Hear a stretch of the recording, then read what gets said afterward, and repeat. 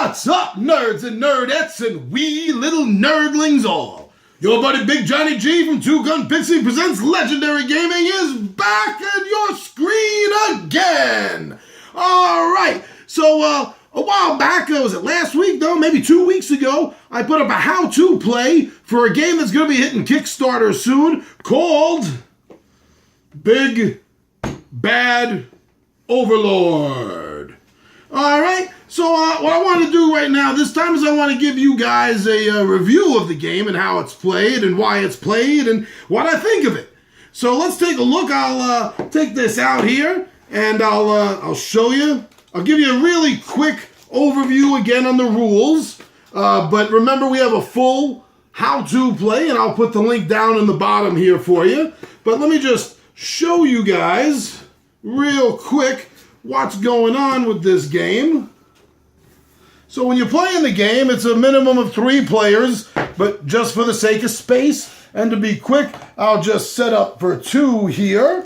And what you're going to be doing is each player in the game, after the cards are well shuffled, which this example is not necessarily well shuffled, but each player is going to get 6 cards, and they're going to choose 3 of them to look at and secretly put down in their keep. All right, just like that. And then they're going to take the other 3 cards. That one would go back. This would go back in the deck because it's a do-gooder. And they would put them out to represent their starting army. Getting a little bit large here, but this is going to be fairly quick. So they have their starting armies out here. Another good guy card. I'll get to that real quick. Now, during the course of the game, you want to eliminate all the other players, and they want to eliminate you and everyone else as well. So during the game, you're going to be drawing a card from the deck. Oh, there we go. Let's hold off on the do-gooder for a second. You're going to draw a card, and you're going to be able to choose to put that in your army. You can have up to 6 cards here, 3 in your keep. And after that, you're able to choose someone to attack. And every time the attack round happens, it happens in 3 stages. First, you're going to make mind attacks against your opponent. Then you're going to make magic attacks. Then you're going to make melee attacks. And what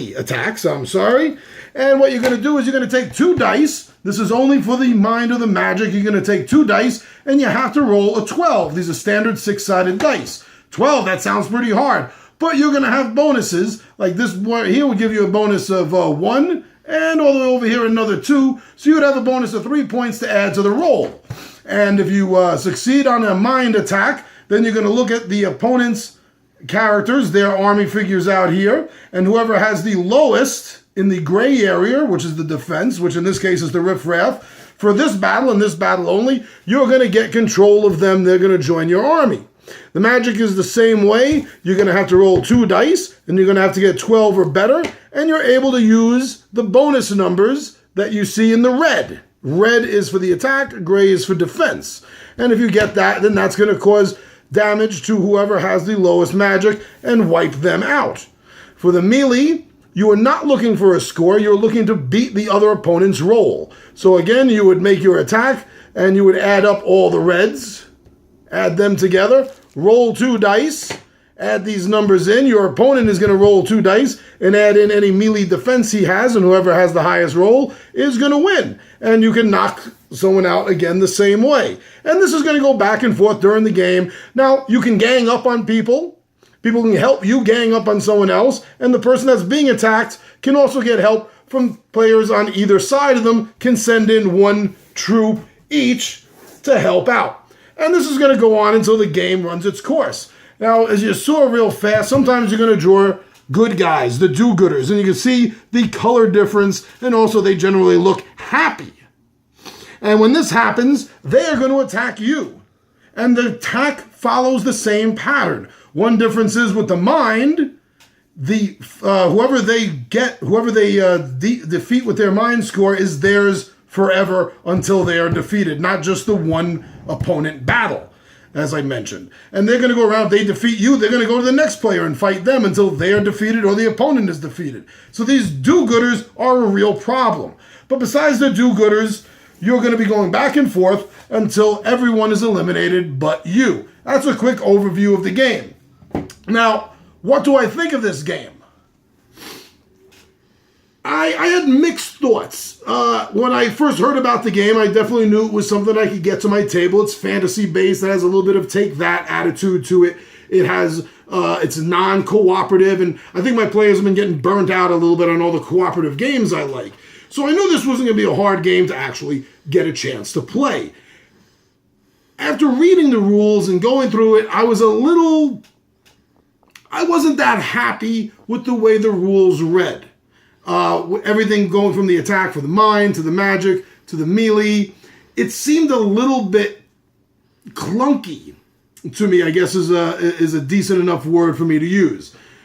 But I'll tell you, playing the game, it played a lot smoother than I thought. I actually enjoyed the interaction, the way the combat interaction, that is. I actually enjoyed the way that felt, the way that played through. The ganging up on people or the helping of the defense was fun as well. It definitely had a feeling to it that reminded me of something like Munchkin. And that was very fun. The game took us about 45 minutes to play, almost an hour, but that was the first playthrough.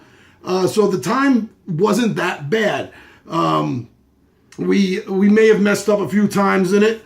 I think maybe the game should have been a little bit longer. There was only 3 of us. I'm sure with more players, it would have taken longer. But overall, it was a fun game. The art bothers me a little bit. That has nothing to do with gameplay. That's just a personal feeling. I mean, I like the fact that it does remind me of fun style art that you see in some games, as I mentioned before, like Munchkin.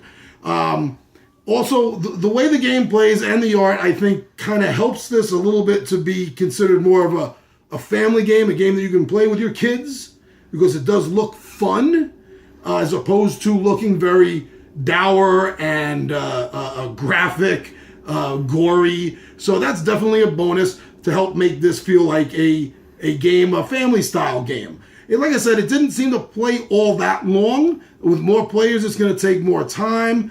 I had fun with this game. As I said, when I went into it, it seemed a little like, I wasn't too sure about it after reading the rules. But it did play well. The whole mind, magic, and then melee, it worked. I would definitely suggest this to be a good game to throw down for your players. If they like fantasy games, if they like card games, this is a good game to throw down on your table. You and your group are going to have to determine for yourselves, obviously, if this is the style of game that you're going to be playing regularly, if it's going to be hitting the table a lot. But I think you're going to like it. Maybe you'll love it more than I did, that's for sure. But it's a good game, and I think you're going to like it. So, Big Bad Overlord. It's going to be hitting Kickstarter. I believe it's next week. It's going to be hitting by the 8th or the 9th of May. May 8th or 9th, I believe, is the date it's going to be hitting Kickstarter. So this is your preview/review from your buddy, Big Johnny G at Two Gun Pixie presents Legendary Gaming. And I am